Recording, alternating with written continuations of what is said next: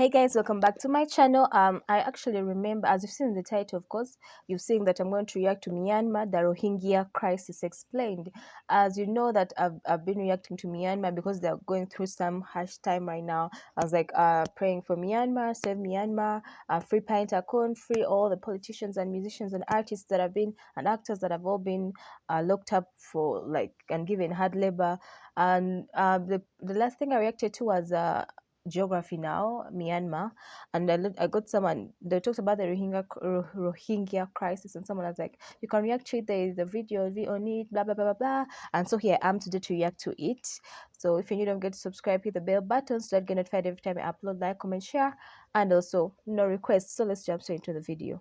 Hey everybody, good seeing you again. Hope you've been well. Hello. I'm back, and I'm here to talk about a refugee crisis. This is the life I chose. So I'm just gonna cut to the chase. In the Myanmar episode, we talk about a lot of things, but one thing that has to be discussed, because it's made so many international headlines, is the Rohingya crisis that has happened recently. I didn't know I'm sure about many of you it. have heard about it. Something about Muslims versus Buddhists. You see those pictures of like angry Buddhist monks protesting, Rohingya people leaving en masse, crossing rivers and houses on fire. What is going on? First of all, let's discern what it is not. Contrary to what many media outlets will tell you, it is not an expulsion of all Muslims from Myanmar. Rohingyas are not the only Muslim group in Myanmar. There are many Muslim groups. There are even ethnic Burmese people, the largest group in Myanmar, that are Muslim. This whole conflict is mostly just centered around the Rohingya people, and they just so happen to be predominantly Muslim. So first of all, who are the Rohingya people? The Rohingya are an Indo-Aryan people group that reside in the western Rakhine state of Myanmar, close to the border of Bangladesh. They have their own language, customs, traditions, and out of all the people groups in Myanmar, they are probably the least assimilating. Most Rohingya do not read, write, or speak the Burmese language, and overall, since day one, there's just always kind of been like this clash. But how did it start? Well, first of all, this conflict isn't even really something new. It's kind of been going on for over half a century. But to really understand it, you have to go back even further in time. Historically speaking, the Rakhine state, which is where all of this is happening, was subject to many kingdoms in the past, mostly Hindu kingdoms. Eventually, in the late 18th century, the Burmese king conquered it and kind of took over. In the 1800s, Myanmar, which was called Burma back then, was subject to the British Empire. And during British Empire times, a lot of people just kind of moved back and forth between all of what are now the modern day states of the Indian subcontinent. But then in World War II, things got kind of messy. Basically, the Rohingya were allied with the British and they kind of wanted to secede their areas to East Pakistan, aka Bangladesh. But Burma was allied with the Japanese. Eventually, Burma kind of took over, war, and then they gained independence. After independence, they kind of figured with victory, the Rohingya would probably just leave and go to Bangladesh. But they kind of didn't. And this is kind of what made Burma mad, because essentially they kind of saw them as like illegal Bangladeshi immigrants. To this day, there are 135 ethnic groups recognized in Myanmar, and the largest minority groups were given their own states according to the Panmong Agreement. The Rohingya, even at over 1 million in population prior to the conflict, are not recognized by the Burmese government and have since independence been denied citizenship. For Myanmar, they basically say that under Section 3 of the Citizenship Law of 1982, it states that only members of ethnic groups that have settled within Myanmar prior to 1823 are automatically eligible for Myanmar citizenship. Otherwise, if they have descendants that have entered prior to 1948, they can apply for naturalization, but only if they can submit strong and conclusive evidence of their status. Basically, Myanmar kind of sees the Rohingyas as remnants of the British colonial past, and hence ineligible for citizenship or full rights. However, on the Rohingya side, they claim to be descended from Arab traders that have settled into the area over 1,000 years ago. Granted, though, it is kind of hard for them to give concrete, solid proof of this claim, and many of the Rohingya don't even have proper documents, which adds further suspicion on Myanmar's side to believe that many of them may have just illegally crossed over from Bangladesh, whether or not it may be true. But then again, it's kind of difficult because they weren't really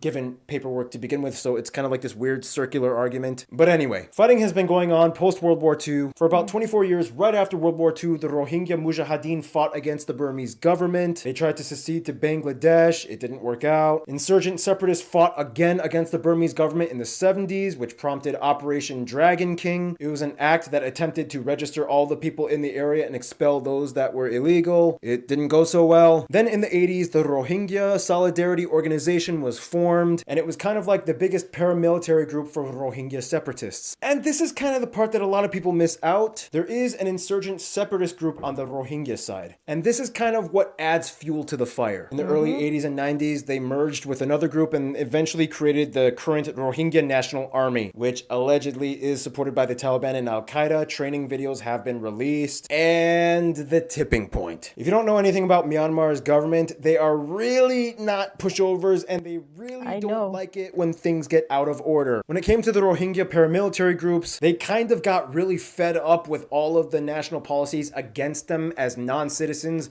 in their own hometowns, which kind of caused them to eventually snap and go on the offensive. And when that happened, it was kind of like poking a big sleeping Buddhist giant. Recently in 2017, the Burmese government conducted a security briefing, which kind of ended in a lot of Rohingya lives being lost, which then prompted an attack by the Arakan Rohingya Salvation Army, another paramilitary group. They attacked over 30 Burmese police posts, and this was like right before the presentation from the international community on the Rohingya crisis. And after that happened, that was basically the beginning of the refugee crisis. Over 500,000 people had to flee the country as paramilitary forces and the Burmese government just went at an all-out brawl. Houses burned down, people malnourished, not knowing what to do, crowded in human camps seeking help. There are many reports on both sides explaining their sides of the story. Many get jumbled up in facts versus testimonies that may not be substantial, but what we do know is that many have died. Rohingya have been found killed in jungles or they were drowned at sea trying to escape the violence. It's very messy. What it basically boils down to though is the Myanmar government and military fighting against the insurgent Rohingya paramilitary groups, and the Burmese military is kind of like lashing out very, very harshly, which causes hundreds of thousands of Rohingya people that didn't want anything to do with anything to suffer the most. You'll hear a lot of other sides to the story though. Some people say that this is all about oil in the Indian Ocean off of Myanmar's coast and they want to sell it to China. Some people will say it's about radicalized Buddhism. But what it basically comes down to is you kind of have to look deep into everything that has happened and consider both sides of the entire spectrum of the story. And it's hard and it's complicated, but one thing we know is that it is never good to have war and have people suffer at the expense of it. Exactly, If you'd like to innocent help out people. Rohingya refugees, there are currently many organizations working on the issue right now. I think Doctors Without Borders is a good one. They help out with the medical demands. And I haven't looked too much into it, but I was told BRAC is also a good one. Oh, the BRAC, Bangladesh that's also in Rehabilitation Uganda. Assistance Committee. If you personally know of any good, reliable, vouched programs or organizations, feel free to write them in the comments below. But until then, yeah, I tried my best to explain the situation as plain and objectively as I could. I may have missed a few notes here and there, but I hope this suffices. Thank you for watching this reference video. Hope it helped. Stay cool. It did help. Thank you very much.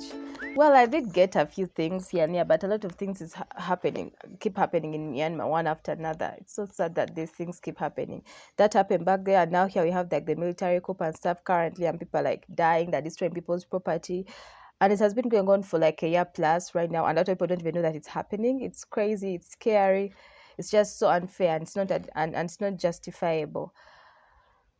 All I can say is just try to spread the word and keep praying for them, and I hope everything will not go back to normal, actually better than it was before. Not even just going back to normal, but better than it was before.